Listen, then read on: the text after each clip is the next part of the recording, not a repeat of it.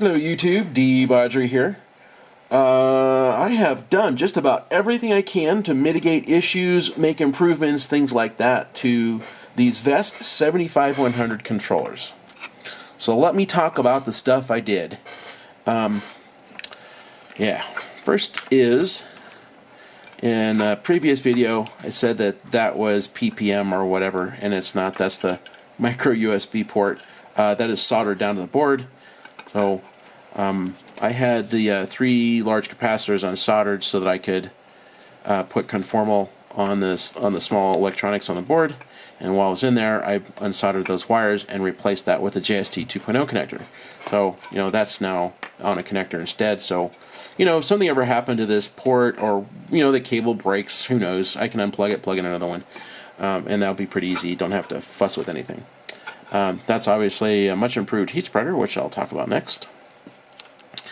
The tape is, well, I'll talk about that in a minute. The tape is all about holding my capacitors down because they're now soldered back in place and they're now secured with thermal glue. So the tape will come off as soon as the glue sets up and cures. Anyway, the heat spreader is a significant improvement over what was there originally. And there is, the original heat spreader. So we flip this over. So this is the surface on these original heat spreaders that was screwed down to the MOSFETs. And this is the surface on the new heat spreader that touches the shell wall.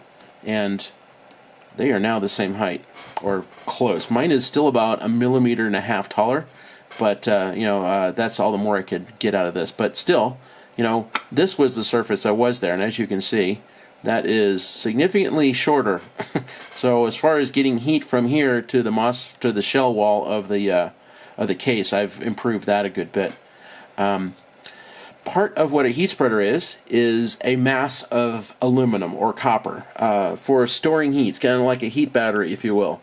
And the more mass you have, the more heat you can put into it before the overall temperature exceeds some limit that the MOSFETs then burn out. So anyway, part of a heat spreader is about mass, about just having lots and lots of metal to store heat temporarily. So you can see a little shoulder here, and then there's a little bit of extra length below that. I can't really go beyond like here because that's the edge of the board, and there is a battery plus trace on the top of the board. So I got a little bit closer, but not too close so that it would ever create a problem. But still, the old heat spreader used to sit about like right there, and you can see I've got about 3 millimeters more thickness down that away than what this one has. So that's mass that is going to be able to hold heat or transfer it away from the MOSFETs for longer. There's a little shoulder here too, and that shoulder, I'll talk about those here in a sec. So, my camera, let's see if you can see that. There we go. So you can see that little feature and that little feature right there inside the shell. This is part of the extrusion. I can't really do much about that. So, from here to here is inside that extrusion, and then this little shoulder right here is to go over those 2 extrusions, those 2 features in the aluminum extrusion. Then you can see that larger shoulder right there, and that gets around the extrusion. That's the corner holes for the screws, and then this part up here is then able to touch right underneath where those little ridges are. So I've got more of this sidewall, plus I've got this little bit right here that are all touching the outside shell. So heat spreader to shell surface area is increased significantly. Also, my heat spreader is a little bit longer, so here's this factory one right next to it, and I have about 6 millimeters longer. So again, that's mass.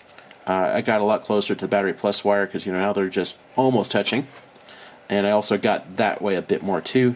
I had to leave it a little bit short of the edge of the board, and that's because right here is where the thermal glue is inside the shell to seal up the end cap.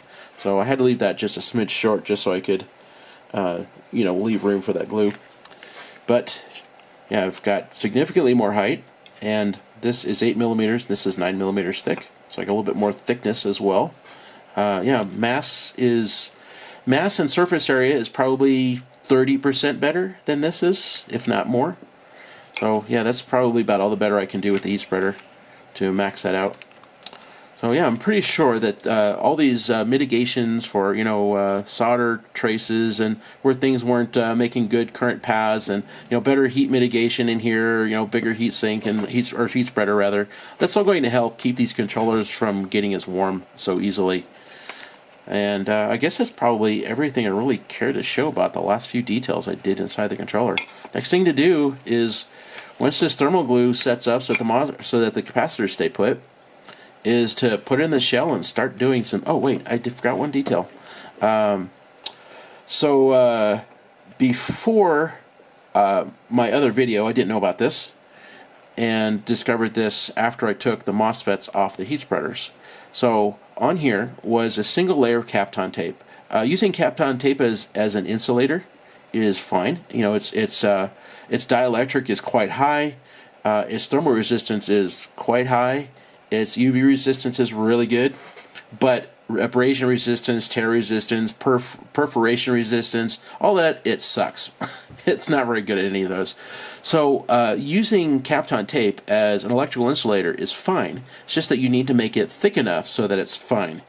And one layer of Kapton tape on here was insufficient. They really should have laid down 3, and better yet, they really should have laid down a Kapton insulator. And instead they just had a single layer Kapton tape. So, any tiny movement in the MOSFETs or this slightly shifting or whatever would wear through that single layer of Kapton tape after a while. And then that would allow the tabs of the MOSFETs to be shorted to this aluminum, which then is shorted, by its screws in the, surface contact to the shell, which is then, shorted to the frame of your EV. So in any controller, you're going to have this. So the tabs on the MOSFETs, so this one would be BAT plus, that one would be a BAT minus, BAT plus, BAT minus, BAT plus, BAT minus. A 12 FET would just have 2 MOSFETs doing the same thing. So the scenario here is like if this one abraded through and that one abraded through, well, now across here to here you have battery voltage, all the way across there. So that's essentially a dead short across the pack.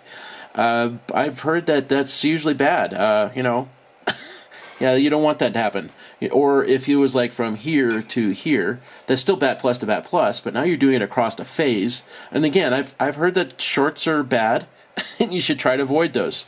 So yeah, they should have put down more Kapton. 3 layers of Kapton tape, or better yet, a Kapton insulator, which is about the same thickness of 3 layers of Kapton tape. The other thing I found was that there was no thermal paste behind the MOSFETs. None. They just simply screwed them straight down to the Kapton tape, or, to the heat spreader. So there's always gaps and things behind parts or between parts, and no thermal paste was stupid. I don't know why they did that.